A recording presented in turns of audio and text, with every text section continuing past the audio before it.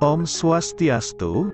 Pura Luhur Pucak Geni terletak di Banjar Seribupati Desa Cau Belayu Kecamatan Marga Kabupaten Tabanan Bali. Pura Luhur Pucak Geni merupakan pura kahyangan jagat di mana hari Piodalan jatuh pada Buddha Cemeng Kelawu.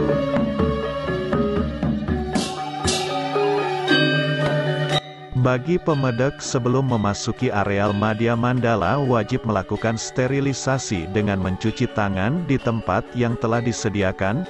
Kemudian sebelum memasuki Candi Bentar wajib nunas tirte penglukatan.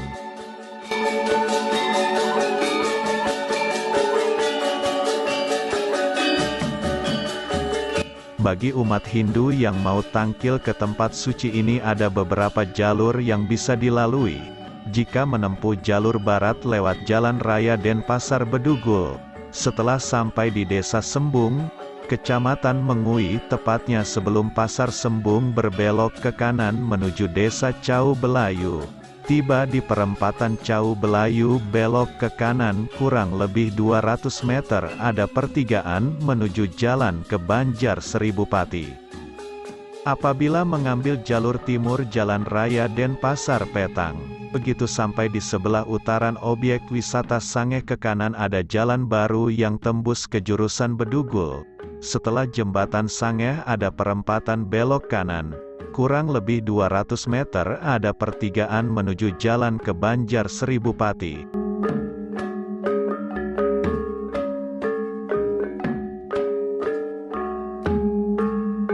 Pura Luhur Pucak Geni memang kerap dipadati pemeluk Hindu di Bali, terutama di saat hari Purnama Tilem, Kajeng Kliwon dan hari suci lainnya.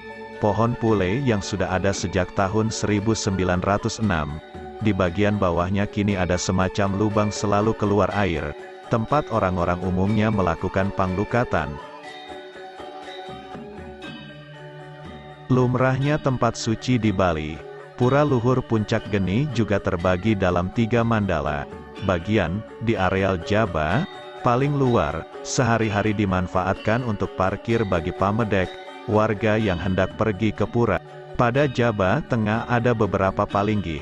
Di ujung timur laut tepatnya di bawah pohon pule terdapat Padmasana sebagai stana Ratu Gede Jaksa yang diyakini warga sebagai penjaga di Pura Luhur ini. Bagi orang-orang yang hendak sembahyang, sebelumnya mesti melapor di palinggih ini. Pun saat hendak berpamitan juga mohon diri dari Ida Ratu Gede Jaksa. Sedangkan di pohon pule berstana Ratu Gede Siwa Sangkara. Kemudian ada palinggih Apit Lawang yang di sebelah barat, kanan, sebagai stana Mahakala dan di kiri, timur, stana Adikala. Di Kori Agung merupakan stana Sang Hyang Kala. Pohon pule ini juga sering dimohon warga dari beberapa desa untuk dijadikan punggalan atau prarai, kepala, dari sasuhunan barong atau rangda, sebagai bentuk rasa ikatan dengan Ida Batara di Pura Pucak Geni. Bagi warga desa yang memohon kayu pule untuk barong, maka pada upacara setahun sekali, pada Buddha Cemeng Kelawu, umumnya warga dari desa bersangkutan akan ke tempat suci ini. Berikutnya, di areal Jeroan, paling dalam, palinggih berderet dari timur hingga ke utara.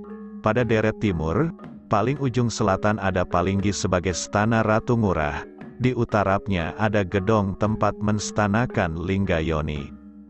Lingga Yoni atau dalam bahasa sederhana masyarakat Bali kuno disebut pula dengan nama Celak Kontol Lugeng Luwih. Tiada lain merupakan simbol dari kesuburan. Dari simbol inilah diharapkan tercipta kesejahteraan, kesuksesan di masyarakat. Dan disinilah tempat memohon keturunan bagi yang belum mempunyai anak.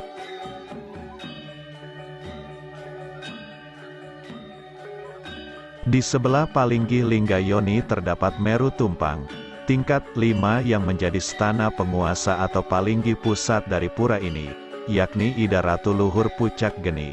Di samping Palinggi tadi, pada deret utara ada Meru tingkat 7 tempat pangayatan, perwakilan, Ida Batara di Pura Pucak Padangdawa, Kecamatan Baturiti, Kabupaten Tabanan. Di baratnya terdapat gedong Stana Ratu Mas Lingsir. Disinilah orang yang mengalami sakit akan memohon kesembuhan, dan pada saat tertentu, menjelang suksesi kepemimpinan atau kegiatan pemilu misalkan, banyak yang tangkil memohon restu dan kesuksesan kepada beliau.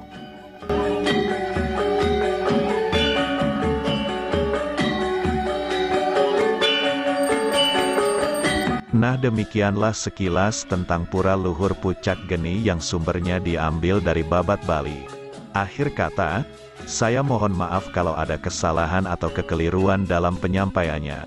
Dan ini semua semata-mata sebagai sujud bakti saya kepada sesuhunan yang melinggi ring Pura Luhur Pucak Geni. Om Santi Santi Santi Om.